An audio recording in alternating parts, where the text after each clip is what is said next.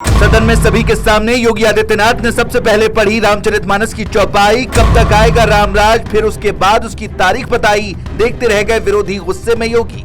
अखिलेश यादव, शिवपाल यादव और पूरी समाजवादी पार्टी के ऊपर टूट पड़े योगी आदित्यनाथ। बोला ऐसा हमला कि हर कोई देखता रह गया। योगी ने बता दिया कि क्या कुछ बड़ा करने वाले हैं। बीते कुछ वक्त से लगातार योगी आदित्यनाथ के ऊपर सवाल उठाए जा रहे थे। समाजवादी पार्टी के कई नेता योगी के पीछे पड़े हुए थे। अखिलेश यादव से लेकर शिवपाल यादव तक योगी सरकार को अपने निशाने पर लेकर जबरदस्त हमले बोल रहे थे। योगी की तारीफ करने वाली पूजा पाल को तो अखिलेश यादव ने पार्टी से ही निकाल दिया।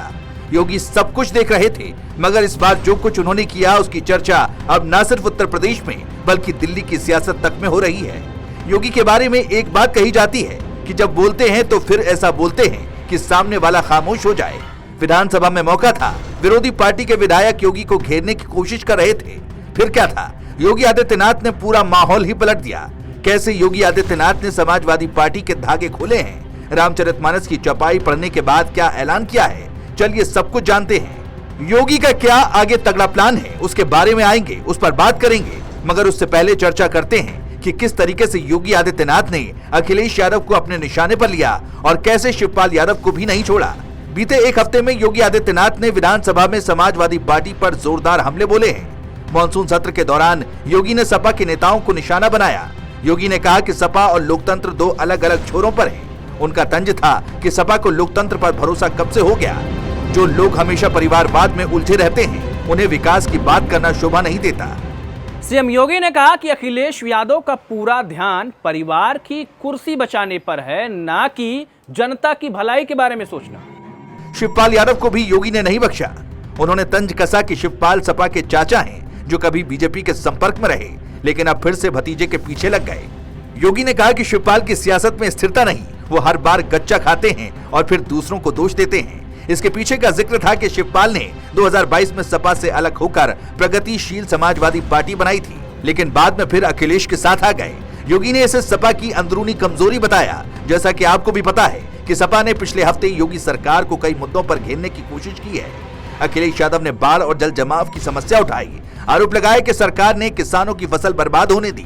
शिवपाल ने बिजली कटौती और बेरोजगारी का मुद्दा उठाया, कहा कि योगी का राम राज्य सिर्फ दिखावा है। पूजा पाल का मामला भी गर्मा गया था, जिन्हें अखिलेश ने पार्टी से निकाला क्योंकि उन्होंने योगी की तारीफ की थी।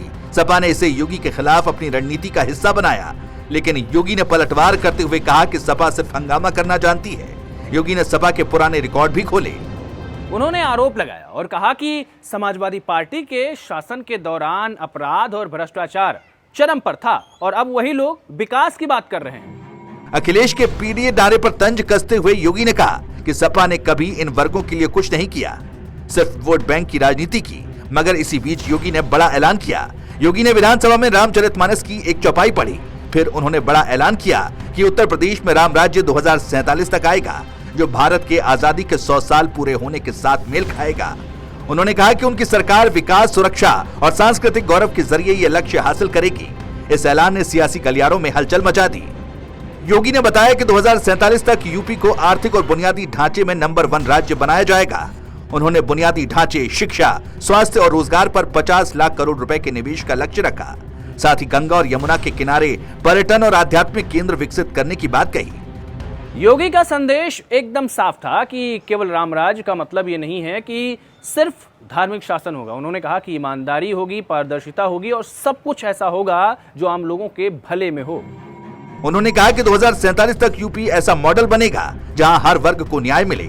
ये बयान 2027 के चुनाव से पहले सपा को चुनौती देने वाला है, क्योंकि सपा ने हमेशा योगी के राम राज्य को खोखला करार दिया। योगी पहले से 2027 के चुनाव की तैयारी में जुटे हैं। उन्होंने विजन डॉक्यूमेंट 2047 पेश किया, जिसमें 10 साल के विकास प्लान को रेखांकित किया गया। सड़कों, हाईवे और स्मार्ट सिटी प्रोजेक्ट्स पर जोर है। साथ ही युवाओं के लिए 20 लाख नौकरियां और किसानों के लिए सब्सिडी बढ़ाने का वादा किया। बीजेपी ने ग्रामीण क्षेत्रों में 5000 नए मेडिकल कैंप और 1000 स्कूल खोलने की योजना शुरू की है, जो योगी की अगुवाई में चल रही है। हालांकि अखिलेश यादव भी 2027 के लिए पूरी ताकत झोंक रहे हैं। उन्होंने पीडीए को मजबूत करने के लिए पिछड़े, दलित और अल्पसंख्यक वोटरों के साथ गठबंधन की रणनीति बनाई। सपा ने वोटर लिस्ट में धांधली का मुद्दा उठाया है और चुनाव आयोग से शिकायत की है। 2027 का चुनाव यूपी की सियासत में गेम चेंजर साबित हो सकता है। योगी का 2047 का विजन बीजेपी को हिंदू वोट बैंक से जोड़ेगा।